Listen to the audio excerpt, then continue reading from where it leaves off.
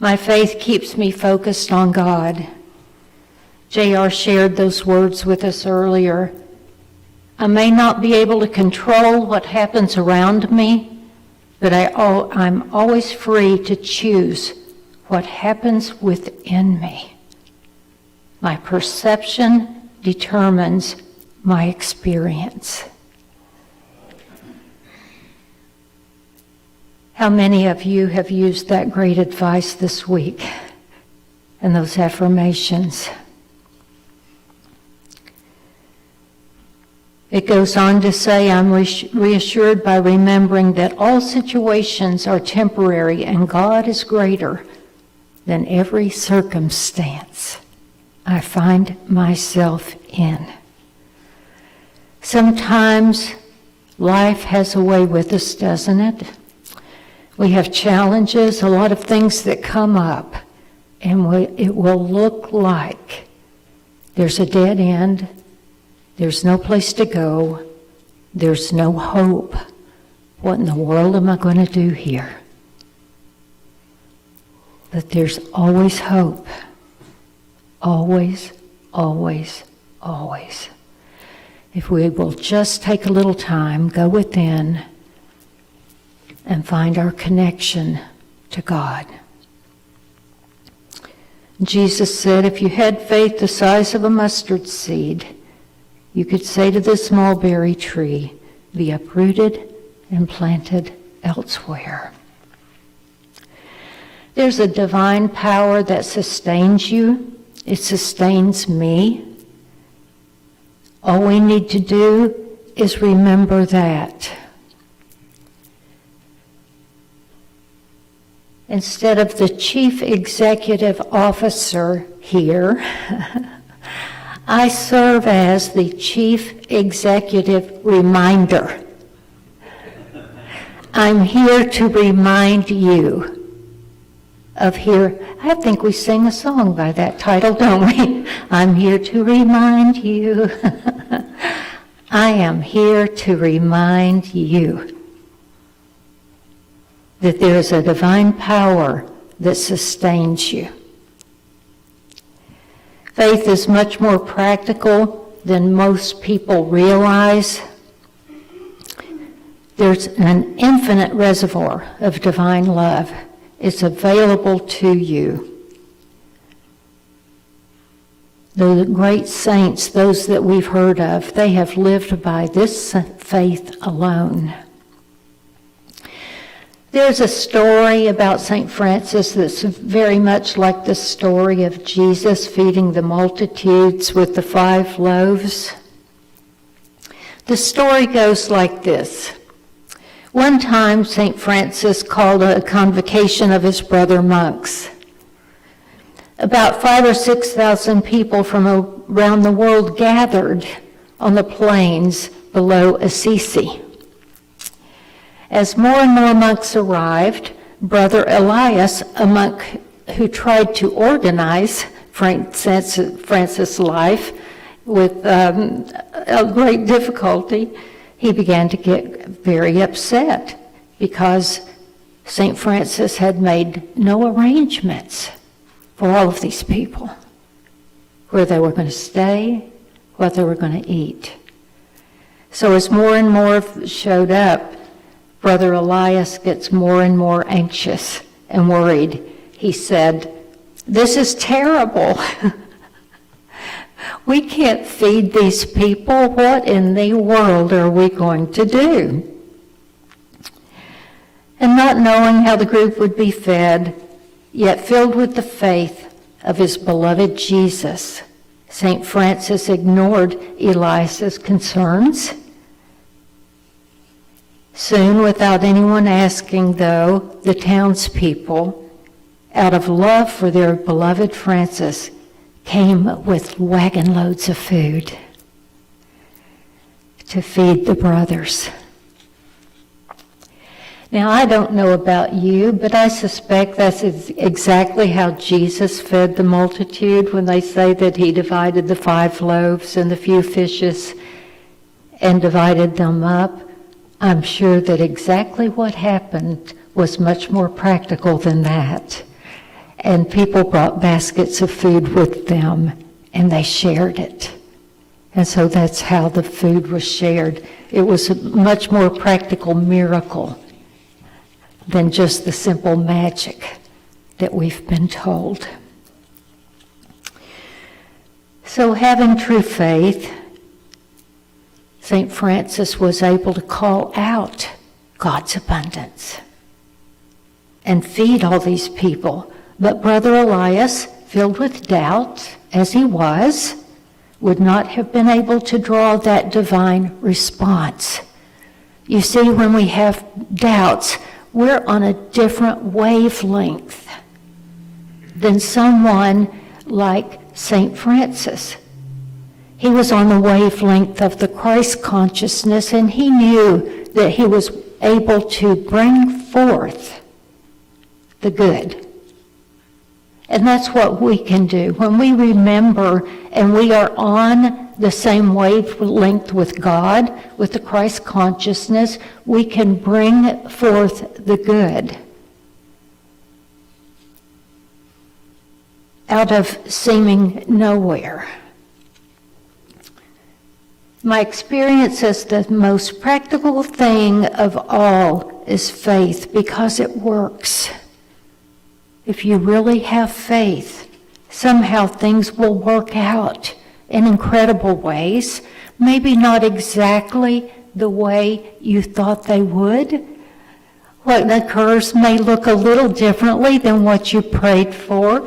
You may pray for one job and then you don't get it. You're disappointed. Well, lo and behold, the other one comes along and it's more perfect for you.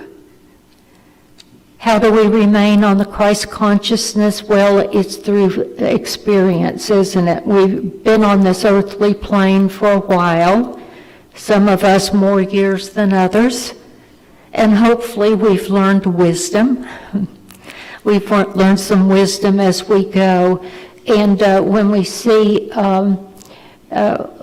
what was it Oprah used to say? If you see something bad walking down the street, cross over to the other side. We learn a little wisdom as we go. In our younger years, we wouldn't have recognized something bad coming down the street, would we? We may have hooked up with it. And we certainly have. And so that's what our experience is for. That looked bad too, didn't it? But it taught us wisdom. So when we see something like that coming toward us now, we just whistle and turn our head and go the other way and wish them well. I wish you well on your way. It doesn't mean we need to bless them out. As my mother said, sometimes you give people a blessing, sometimes you bless them out. We don't need to do that.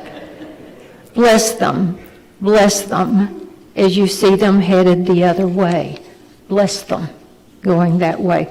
So that's what experience gives us. So we don't have blind faith. We don't have that either. We don't want blind faith born out of but faith is born out of the experience of being connected to God. St. Francis was above the kind of doubt and anxiety that he saw around him. He didn't even let it bother him. He wasn't drawn down to somebody else's level of tension and anxiety. He brought them up to his level of faith. And that's what we do. Every time we are in the world and we choose to see the light and the good instead of the dark, we're choosing to bring someone else up to our level. No matter what is going on, we can choose to see the good. I've never been to Wetumpka, Oklahoma. Has anyone else ever been there? I've heard about it, and I've heard there's a place, and they have a certain festival every year. It's called Sucker Day. Sucker Day. It started in 1950 when a man named Bam Morrison came to visit, and he had a scam up his sleeve. He was telling them that if they would let a circus come to town, that he would bring all this fun and merriment, and he would engage this circus. So it took a little money, took a little resources, and they handed it over to him. So they planned for this big circus, and they're all standing out on the streets, and they notice Bam has disappeared. He's nowhere to be found with their money, and no circus in sight. Well, all the food vendors had shown up and all the people selling souvenirs, and they're all expecting a party, so they decided to have a party anyway, and it lasted all weekend. And they decided to have fun instead of a pity party and not to blame him forever. See, they learned a lesson from Bam. And they're not going to just have blind faith in a scam or scammers, but they decided to have fun anyway. So they now call it Sucker Day, and they have this celebration every single year. Now, doesn't that sound like fun? Doesn't that sound like a whole lot more fun than a pity party? Because we do run into scammers, don't we? Unfortunately, every once in a while. And we're learning, though, we all get these calls, don't we, or these emails, this person that they really want to help you out, and they're so worried about your car's warranty. And whenever they call, I appreciate their concern. Or the emails you get from people, they just want to share all these millions with you, and all you have to do is give them your credit card number, your bank account, send them about $10,000, and then the next thing you know, you're going to be a multimillionaire. There's scammers everywhere, aren't they? You know what? They are not going to make me lose my faith and my trust. They are not. Because we know there are a few bad guys out there coming down the street, or gals, not just guys now. I don't want to be discriminatory. We know that. But we choose to have a party anyway, and not a pity party. Some of the happiest people you know have probably been scammed. But they've chosen to see the bright side, they've chosen to learn, and they've chosen to have faith and trust in the goodness of humankind. And that's how I live too. Everybody I meet, I trust that they're on the way up. I trust that everything they say is the truth, until they prove differently. So I choose to trust, and that's the way I choose to live life. So Gandhi had a lot of faith, didn't he? He said that he never made even a minor decision without praying. Every decision he prayed about. He was known best as the Indian nationalist and spiritual leader, but he was a man of rare courage. He developed the practice of non-violence, disobedience, that eventually forced Great Britain to grant India's independence. We know that. We respect him for that. Nonviolent disobedience. He spoke often about prayer. He told about traveling to South Africa to oppose a law there directed expressly against the Indian people. His ship was met by a hostile mob, and he was advised to stay on board. They had come, he was told, with the express intention of lynching him. He said of the incident, "I went ashore anyway." He said, "I was stoned and kicked and beaten a good deal, but I had not prayed for safety, but for the courage to face the mob." Wow, cool. "And that courage came and did not fail me," he said. So he accomplished his goals by his faith and his practice of prayer. American President John Quincy Adams once said, "Faith, patience, and perseverance have a magical effect, before which difficulties disappear, obstacles vanish." We've all witnessed this, but here's a spectacular example of faith and patience. You're going to love it. One North Carolina church wanted to purchase some property. The church regularly suffered from high tide flooding, but when the church was originally built, they couldn't afford better property. As the story is told, they finally decided to relocate to higher ground. An ideal lot was empty. Actually, it was the highest lot in town, the highest ground. We can all relate to that living here, can't we? If you live at zero elevation, you're looking for something higher. But this lot that they found, it belonged to a man named Sam Sadler, and officials from the church went to Mr. Sadler about selling the property. He politely told them that it wasn't for sale, that he had other plans for the land. They persisted, but he still refused. The congregants were very disappointed. Mr. Sadler's land seemed the perfect location, but eventually they decided on another piece of property that they might build upon. But a strange thing happened. On September the 16th, 1876, on the eve of the dedication of the new church, one of the worst coastal floods in memory struck the town. And as the water rose, so did this church building.